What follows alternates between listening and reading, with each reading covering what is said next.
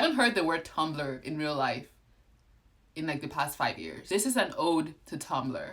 Hi, I'm Chris Dixon. I'm the co-founder of Hunch. This is Founder Stories. Today we have David Karp, the founder of Tumblr.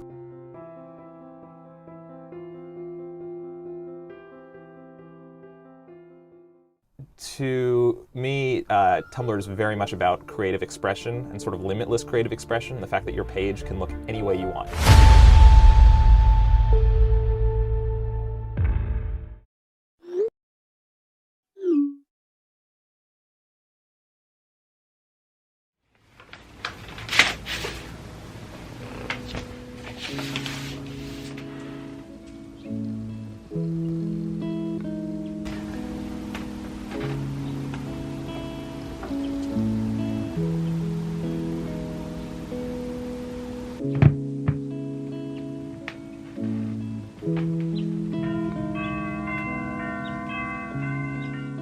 Bleak, biting weather.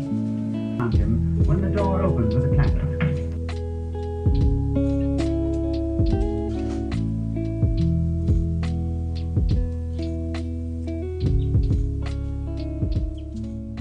So in this video, we're going to talk about Tumblr. When I was in high school, I want to say 2010 or 2011, that's when like I started using Tumblr. You just get back home from school, open up Tumblr, reblog a couple like cool ass photos, aesthetic quotes, try to make your blog look pretty. Like, it was just very innocent. It was just a really good and positive community to me. I know a lot of people have said like Tumblr played a huge role in them getting like eating disorders because it showed a lot of like skinny girls and like this aspirational health lifestyle. I can understand that because yes, it was very like beautiful people who looked like they had their stuff together. It was just like a place for you to like dream and like create a world for yourself, and it was very freeing for someone who is a teenager, who couldn't drive, who didn't really have a life.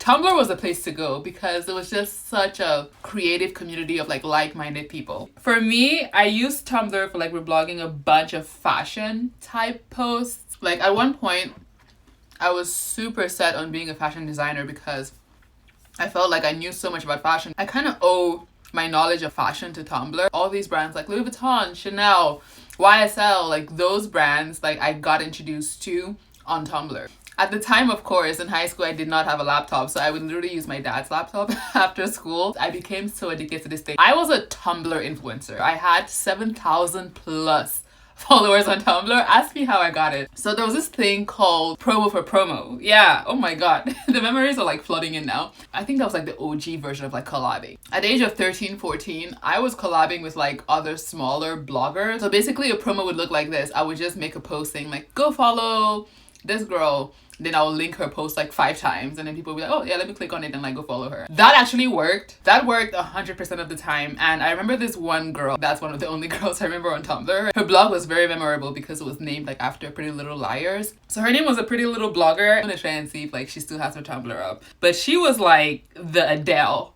of Tumblr. Like, not even kidding. She was always online. She was always like doing Q&As. Like, Q&As were so much fun. The Tumblr message box was an equivalent to like a dopamine hit. That red number over blue, like there's something about that, and I feel like someone should replicate that at some point. And then the worst thing that could happen happened, guys. When I got home from school, I would spend almost like 4 to 5 hours on Tumblr. I wasn't watching TV, and if I was watching TV, it was like maybe 2 hours, and I would go back on Tumblr and just like keep reblogging. One fateful day after school, I came back. I was like, let's get on Tumblr, reblog, make our blog look cute. I keep reblogging, and then I see this message.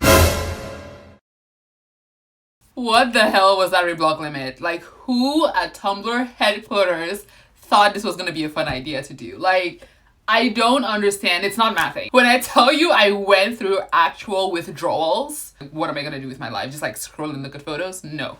There was something like gratifying about hitting a reblog button. I guess they kind of saw like teens were being like super addicted to Tumblr, so I guess that's why they did it. That's why Tumblr failed. That was the first nail in the Tumblr coffin. Imagine TikTok being like, oh sorry, you've reached your limit, you can't go on TikTok anymore. Everyone's gonna leave TikTok and go to Instagram or go to like Twitter. I don't freaking know. I understand it, you're looking out for us, but like, No. I felt like that was a personal attack. Right after the Reblog Limits became a thing, I became obsessed with like fan fiction. I went through a phase where like I didn't read any books. Like fan fiction was like my only literature. It's kind of embarrassing because I also wrote fan fiction. Don't try to look it up. I think that was like my first introduction to actually writing publicly. I kind of thank Tumblr for introducing me to like the fan fiction world of like people creating stories based on existing characters.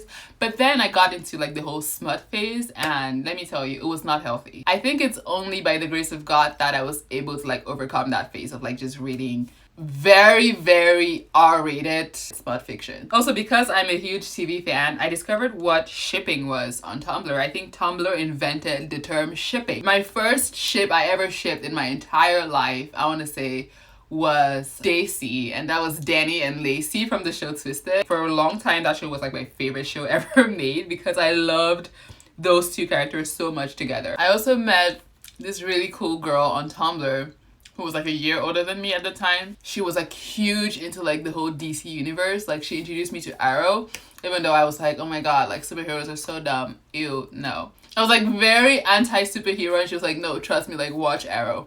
So I watched Arrow and I fell in love with it, right? I'm like literally in my house running around saying, you have failed this city. It was very cringe. Then Barry Allen came on Arrow and my life was changed. The Flash, honestly, is like one of my favorite shows today. Iris and Barry Allen, my OTP for life. This entire year, I've been rewatching The Flash and I'm not done yet. I think I'm on like the 6th season. It's also very interesting because this girl, her name was Dom. Hi Dom, if you're watching this. Dom almost became like a big sister to me in a way. I do have big sisters. My freshman year of college, I took this English class where we wrote like countless papers. When I tell you that Dom actually helped me edit several of my college papers, like I never got below a 90 in any of my papers. She helped me so damn much, and I don't know that many people who are gonna actually like help you with your homework on the internet. I still talk to her to this day. Like we follow each other on Instagram, we like text. We haven't texted in a while. I think I'll like hit her up and like check in on her. Tumblr also made it possible for teens to start small businesses that were safe. So on Tumblr, your blog template design is like the deciding factor on whether someone chooses to even like stay on your blog or even hit that follow button. So people took that so seriously. For me, I would update my template like almost every day because I was like, I need to get like the best of the best of the best. And there were these kids out here, they were like actual teenagers who were out here creating custom templates, like actually coding. These kids were actually coding templates for people to buy. Those were not cheap. I didn't have money to buy one, so I never did. But they cost like at least 14 bucks. As a high schooler, that's a lot of money. These kids were like collecting money, okay? These kids were booked and busy, and I wish I had that talent. And then another thing that I used to obsess about is the music feature that you could add on your blog. I remember like exploring all of these sites. I think there was one called Billy Goat Music or Billy Music, where you can like actually add a playlist to your blog. So as soon as anyone visits your blog, there's like a playlist that like starts playing and there's like a shuffle button. I discovered so many artists on Tumblr. When I tell you like Lana Del Rey, Marina and the Diamonds, I think Lorde also, like I found them on Tumblr. I don't know if Tumblr has a chance of ever coming back. I think they're definitely going to have to go through, you know, some innovation. I think about what the next 5 years in tech are gonna look like. I think they can't just come back and become like a TikTok or become like a Instagram. I think they have to like think at least like 5 or 10 years ahead to like program something that is going to be like cutting edge and like ahead of the curve. But I do think the name Tumblr definitely has some positive connotations to it, at least in my book.